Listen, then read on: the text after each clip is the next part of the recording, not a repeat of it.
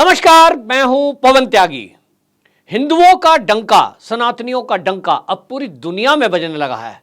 अब पूरी दुनिया इस बात के लिए उत्सुक है कि ये जो हिंदू हैं, इनके पक्ष में कैसे जाया जाए, इनको कैसे समझा जाए।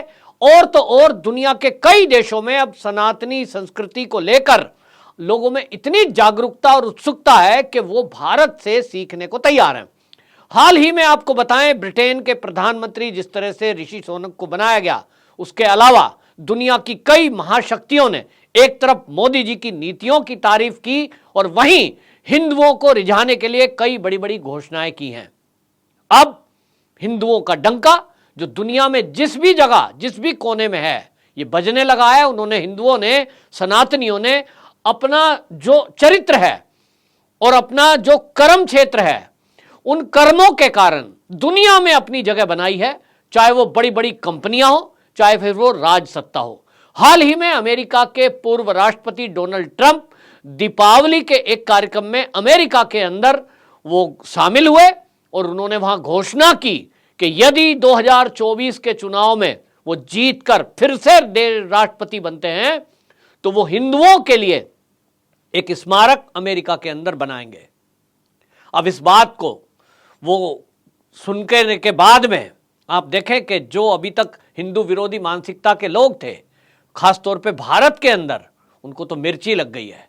उनको लगता है कि दुनिया में इतने सारे पंथ हैं, इतने सारे धर्म हैं और केवल हिंदू की बात हो रही है। ये आपको बता दूं, ये कारण है 2014 में आने वाली मोदी सरकार, क्योंकि मोदी जी ने जिस तरह से सनातन संस्कृति को आगे बढ़ाने का काम किया है, जिस तरह से सनातन धर्म को आगे बढ़ाने का काम किया है, और अब दुनिया के लोगों में इस बात की चर्चा होने लगी है कि वाकई में ये जो सनातन संस्कृति है, इसने पहले भी भारत जो केंद्र में रहता था और भारत ने विश्व गुरु बनकर दुनिया को दिशा दिखाई है। आज दुनिया के देश आधुनिकता की दौड़ में परेशान है। सबसे ज्यादा डिप्रेशन, सबसे ज्यादा मेंटल प्रॉब्लम अगर कहीं है तो वो उन देशों में है जो अपने आप को बहुत ज्यादा विकसित कहते हैं, और भारत के डॉक्टर वहां लोगों का इलाज कर रहे हैं। भारत का आयुर्वेद, भारत का योग, भारत की पौराणिक चिकित्सा पद्धति आज लोगों को लगता है कि ये बहुत प्रमाणिक है। खासतौर पे हमने देखा कोरोना काल में, जब दुनिया वैक्सीन के लिए तरस रही थी, भारत के बारे में यह माना जा रहा था कि यहां तो लगभग 1 करोड़ से अधिक मौतें होंगी, क्योंकि यहां उस तरह का हेल्थ का इंफ्रास्ट्रक्चर तैयार नहीं है, हेल्थ सेक्टर में उतना काम हुआ नहीं है। तो कैसे करेगा भारत? लेकिन भारत ने दिखाया कि हमारा आयुर्वेद, हमारा योग और हमारा रहना सहना, हमारा खान पीन, उसके अंदर हम मसाले जो डालते हैं वो मेडिसिन है। और दुनिया ने देखा कि किस तरह से हमने जो हमारे खाने पीने की चीजें हैं, हमारी रसोई के अंदर हमारी हल्दी, हमारी काली मिर्च, हमारा शहद, और इन सब से किस तरह से हमने अपने आप को दुरुस्त किया। और इसीलिए आज दुनिया की महाशक्ति भारत की तरफ देख रही हैं। रूस के राष्ट्रपति हो या अमेरिका के, वो भारत के अब त्योहारों को मना रहे हैं। अभी हमने देखा जो अमेरिका के राष्ट्रपति हैं, उन्होंने दीपावली का उत्सव मनाया। अब वो क्रिश्चियन है, लेकिन अपने महल के अंदर अगर वो दीपावली मना रहे हैं तो वो केवल इसलिए नहीं कि वहां उनको हिंदुओं की वोट लेनी है, क्योंकि हिंदू तो वहां 10% है, 90% तो क्रिश्चियन है। हिंदू केवल जो जनसंख्या अमेरिका के अंदर है वो केवल 10% वहां की आबादी का है। लेकिन उसके बावजूद भी वहां उस जो ये दीपावली मनाने का पर्व है, इसके पीछे का जो वैज्ञानिक कारण है, जब लोगों ने इसको समझा है कि भारतीय संस्कृति में दीप जलाने का मतलब क्या है, क्योंकि क्रिश्चियन जो होते हैं वो भी चर्च में जाते हैं तो मोमबत्ती जलाते हैं, लाइट का त्योहार है और लाइट से नेगेटिविटी दूर होती है, और इसलिए दीपावली हमारे यहां मनाई जाती है। इसका वैज्ञानिक तर्क, तथ्य लोगों को समझ में आया। तो अब समझ में आ रहा है कि जो दुनिया के वैज्ञानिकों ने अब से कुछ 500-700 साल पहले खोजें की हैं, भारत में वो परंपरा हजारों साल से है। यानी हमारे जो ऋषि मुनि हैं वो हजारों साल से ये जानते थे कि मनुष्य के लिए, पृथ्वी के लिए क्या लाभकारी है, और उसको हमारे संस्कारों में डाला गया। तो उसके कायल अब दुनिया के वैज्ञानिक, दुनिया के डॉक्टर और दुनिया के राजनीतिक लोग भी हो रहे हैं। भारत के अंदर बैठे हुए कुछ लिबरल अब वो ये कह रहे हैं कि डोनाल्ड ट्रंप भी आरएसएस के पद पर चल रहे हैं, क्योंकि उन्होंने हिंदुओं का स्मारक बनाने की घोषणा की है। आपको बता दें, ये मौका था दीपावली का। डोनाल्ड ट्रंप जो है वो वहां बोल रहे थे फ्लोरिडा में, और मारे लोगों रिसोर्ट के अंदर एक कार्यक्रम था, रिपब्लिक हिंदू जो कोलिशन था, RHC उसको शॉर्ट में बोलते हैं, वो संस्था ने वहां एक दीपावली का कार्यक्रम रखा गया था, और उस कार्यक्रम में मात्र 200 के लगभग हिंदू इकट्ठे हुए थे। डोनाल्ड ट्रंप ने वहां उनको संबोधित करते हुए यह तक कह दिया कि मेरी सरकार बनेगी तो ये जो RHC है, रिपब्लिक हिंदू कोलिशन, ये इसको जो है, इसके जो संस्थापक है, मैं उनको यहां राजदूत बनाऊंगा, क्योंकि ये कोलिशन जो है बहुत अच्छा है। उन्होंने मोदी की नीतियों की तारीफ की, वहां हिंदुओं की तारीफ की, और उन्होंने कहा कि मैं खास तौर पर मोदी जी को पसंद करता हूं, मेरी मित्रता है। और यह पहली बार नहीं है कि उन्होंने जब यह खुलकर बोला है। आखिरकार मोदी जी ने ऐसा क्या किया है? अगर आप देखेंगे तो 2014 के बाद से जिस तरह से दुनिया के अंदर भारत को प्रेजेंट किया गया है, अभी तक भारत को सपेरों का देश, अभी तक भारत को गरीबी, अभी तक भारत को कर्जे में जीने वाले, इस तरह के देश में गिनती की गई। लेकिन अब दुनिया देख रही है कि कोरोना काल में जहां दुनिया के बड़ी बड़ी महाशक्तियां, उनकी आर्थिक स्थिति डामाडोल हो गई, वहीं भारत ने आपदा को अवसर में बदला, और इस अवसर में बदलते हुए अपने आप को खड़ा किया।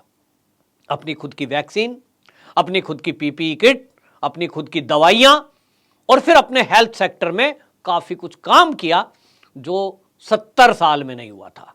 तो दुनिया ने देखा कि मोदी जी के नेतृत्व में आत्मनिर्भर भारत जिस तरह से बन रहा है, और आज दुनिया की 5वीं सबसे बड़ी आर्थिक शक्ति बनकर उभरा है, ये इसी तेजी से अगर बढ़ता रहा, मोदी जी 2024 में फिर से चुना कर वापस प्रधानमंत्री बनने के लिए अभी से माहौल तैयार है। तो दुनिया की महाशक्ति अब ये देख रही हैं कि मोदी जी के नेतृत्व में यदि 2024 में फिर से मोदी सरकार बनती है, तो दुनिया की महाशक्ति बनने से और नंबर 1 बनने से भारत को कोई नहीं रोक सकता। आप सोचते हैं कि 2 साल कोरोना काल, यानी एक महामारी, एक आर्थिक व्यवस्था पर बहुत बड़ी चोट, जहां चाइना जैसा देश हिल गया, जहां अमेरिका जैसा देश हिल गया, जहां ब्रिटेन हिल गया, वहां भारत स्टैंड करता है। हां, कुछ चीजों में छोटी मोटी गड़बड़ी हुई, यानी महंगाई बढ़ी, थोड़ा सा पेट्रोल का रेट बढ़ा, थोड़ी जो है लोगों के कुछ वेतन में, कहीं नौकरी में थोड़ी बहुत दिक्कत आई। ये इतनी बड़ी महामारी में ये जो दिक्कत आई 2 साल की, अगर ये नहीं आती तो आज भारत $5 ट्रिलियन इकोनॉमी बन चुका होता। जो मोदी जी ने 2024 का लक्ष्य सेट किया है, वो अभी 22 में पूरा हो गया होता। लेकिन ये कोरोना आया, और इस कोरोना में भी भारत ने जो कर दिखाया, इसका कारण है कि आज दुनिया की महाशक्तियां भारत की तरफ देख रही हैं और मोदी जी की तरफ हाथ बढ़ा रही हैं, उनको अपना मित्र बताने में लगी हुई हैं। तो डोनाल्ड ट्रंप ने इसकी शुरुआत कर दी है, और इसी से लिबरल्स बौखला गए हैं।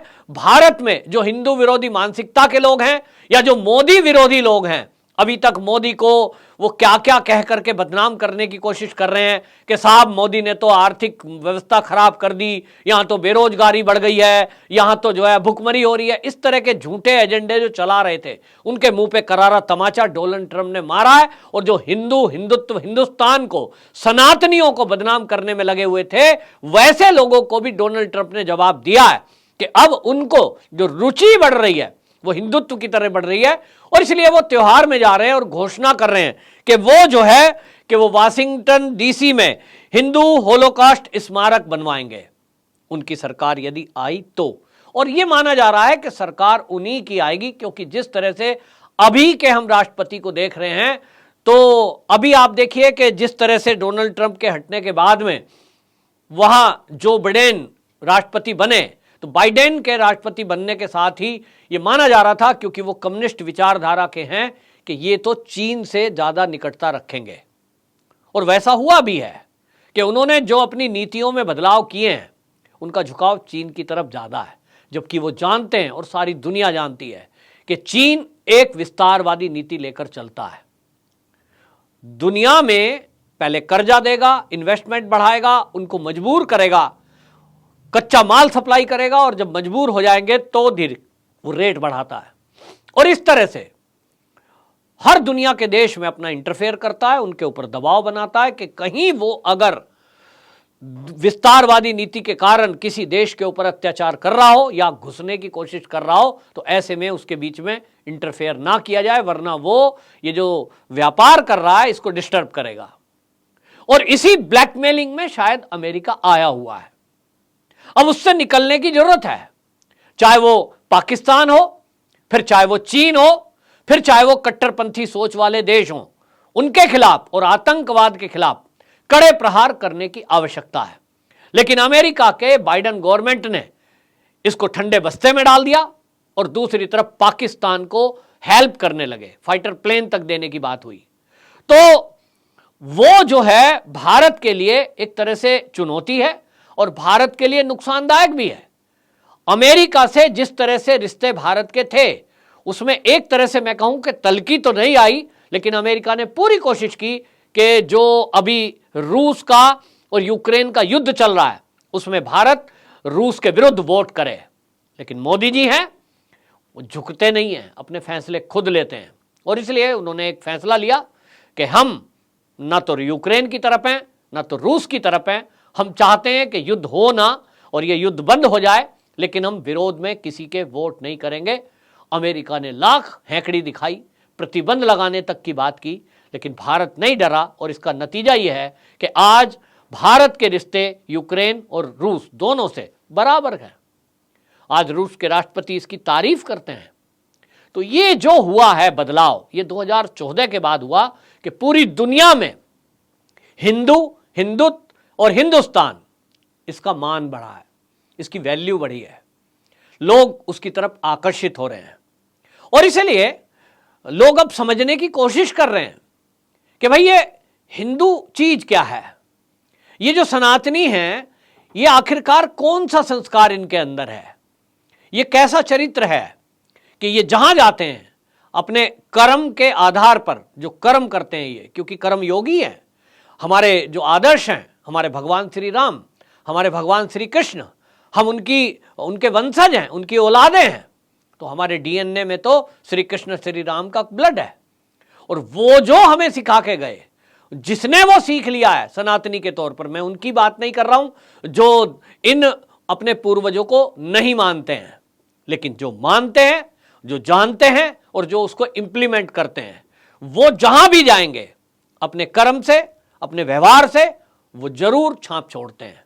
और इसीलिए अमेरिका के राष्ट्रपति वर्तमान के हों या पूर्व के हों, वो हिंदुओं की तरफ देखते हैं और उनको लगता है कि अमेरिका में जो क्रिश्चियनिटी का देश है, उनको लगता है कि वहाँ हिंदुओं की वोट के बिना उनका राष्ट्रपति बनना असंभव है।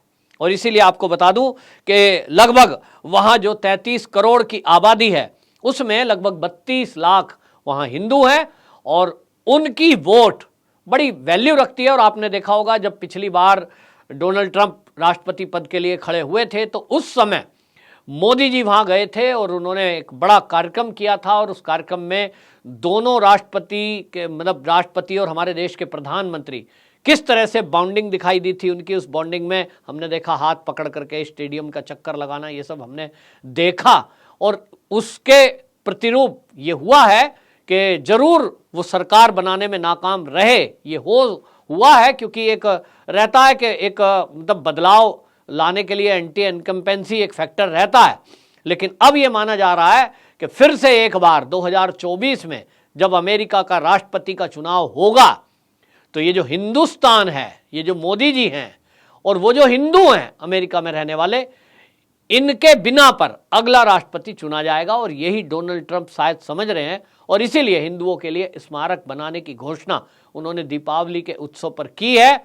ये बहुत बड़ी बात उन्होंने बोली है, और जिस तरह से उन्होंने मोदी जी को लेकर और भारत को लेकर बातें बोली हैं, हिंदुत्व को लेकर बातें बोली हैं। और मैं तो ये देख रहा हूं, जैसा मैंने कहा कि जो बाइडेन भी अपना जो व्हाइट हाउस है उसके अंदर वो दीपावली मनाते हैं, ये बताता है कि हिंदुओं की संस्कृति को किस तरह से दुनिया अब ये पहचान रही है कि वाकई में जो हिंदुत्व है, जो सनातन है, वो सनातन धर्म एक विज्ञान पर आधारित है। एक एक काम, एक एक कर्म, वो कर्म कांड नहीं है खाली, उसमें हमारे जीवन शैली से जुड़ी हुई चीजें हैं।